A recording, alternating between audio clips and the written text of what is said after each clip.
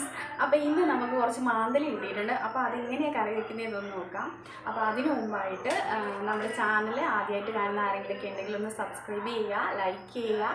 അതുപോലെ എന്തെങ്കിലുമൊക്കെ അറിയിക്കാനുണ്ടെങ്കിൽ കമൻസിലൂടെ അറിയിക്കണം. നമ്മുടെ ചാനൽ സപ്പോർട്ട് ചെയ്യണം. ഓക്കെ, അപ്പോൾ നമുക്ക് കറി എങ്ങനെ വെക്കുന്നതെന്ന് നോക്കാം. അപ്പോൾ ഇന്നിവിടെ നമുക്ക് മാന്തലെന്ന് പറഞ്ഞിട്ടുള്ള മീനാണ് കേട്ടോ കിട്ടിയത്. അപ്പോൾ ഈ മീൻ വേറെ സ്ഥലങ്ങളിൽ വേറെ എന്തെങ്കിലും പേരുണ്ടോ എന്ന് എനിക്ക് അറിയത്തില്ല. ഞാനിങ്ങനെയാണ് കേട്ടോ കേട്ടിരിക്കുന്നത്. അപ്പോൾ നമുക്ക് ഇന്ന് ഈ മീൻ വെട്ടി ക്ലീൻ ചെയ്ത് കറി വയ്ക്കാം. അപ്പോൾ ഇന്നാണെങ്കിൽ പുറത്ത് നല്ല വെയിലുണ്ട് കേട്ടോ. കുറച്ച് ദിവസമായിട്ട് നല്ല മഴയില്ലായിരുന്നു. മുറ്റത്തെല്ലാം നിറച്ചും വെള്ളമായിരുന്നു. ഇപ്പം മുറ്റത്ത് വെള്ളമെല്ലാം വറ്റി. അപ്പം ഞാൻ ഇന്ന് കുറേ തുണിയെല്ലാം കഴുകി വീടിൻ്റെ ബാക്കിലും മേലിലും ഒക്കെ ഇട്ടിട്ടുണ്ട് കേട്ടോ. അപ്പോൾ ഇന്ന് മക്കൾക്ക് എന്തായാലും സ്കൂളില്ലാത്തതുകൊണ്ട് അവരെ ഏൽപ്പിച്ചിരിക്കുക. മഴക്കാരെങ്ങാനും വന്നാൽ അമ്മയെ വിളിക്കണേന്ന്.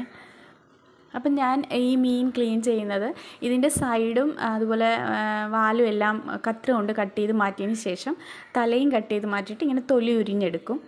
അപ്പോൾ ഇങ്ങനെ ആകുമ്പോഴത്തേക്ക് പെട്ടെന്ന് ക്ലീൻ ചെയ്തെടുക്കാൻ പറ്റും കേട്ടോ.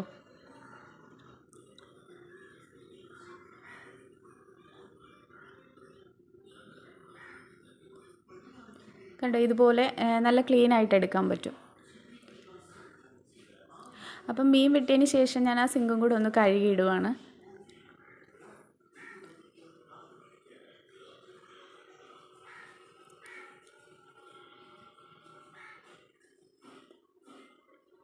കണ്ടോ, മീൻ നല്ല ക്ലീൻ ആക്കി വെച്ചിട്ടുണ്ട്.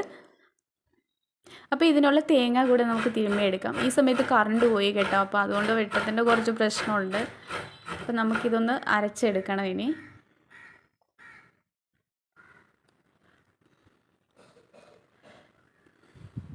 ഇതേപോലെ ഞാൻ അരച്ചെടുത്തിട്ടുണ്ട്. അപ്പം ഇതിന് ഞാൻ കുറച്ച് ചുവന്നുള്ളിയും അതുപോലെ മുളക് പൊടി, മഞ്ഞൾപ്പൊടി, ഒരു കഷ്ണം ഇഞ്ചി, തേങ്ങ ഇതെല്ലാം കൂടെ ഒന്ന് അരച്ചെടുത്തതാണ്.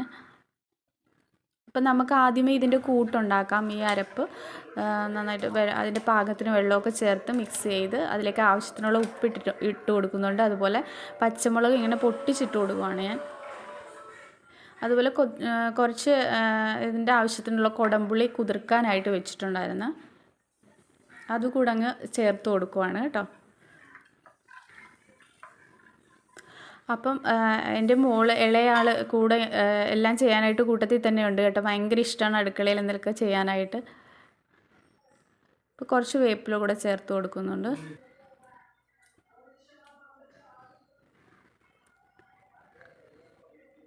അപ്പോൾ നമ്മുടെ കറി ഇങ്ങനെ തിളച്ച് ആ കൂട്ട് തിളച്ച് വരുമ്പോഴത്തേക്കും നമുക്ക് മീൻ കൂടെ അതിലേക്ക് ചേർത്ത് കൊടുക്കാം.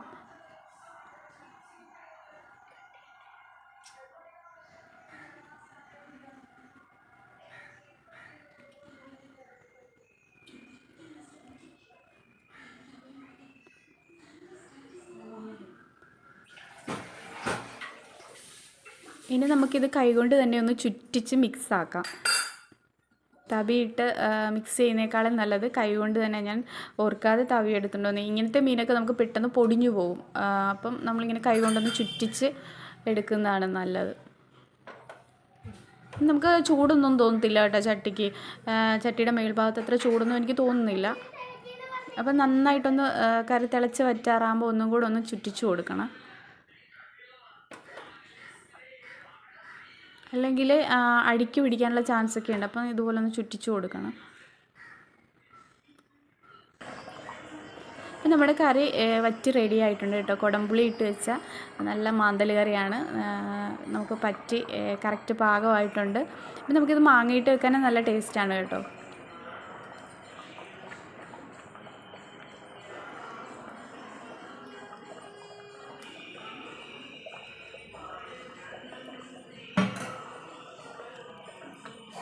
അപ്പോൾ ഇന്നത്തെ വീഡിയോ ഇത്രയേ ഉള്ളൂ. വീണ്ടും ഒരു വീഡിയോ ആയിട്ട് കാണാം. Okay, by.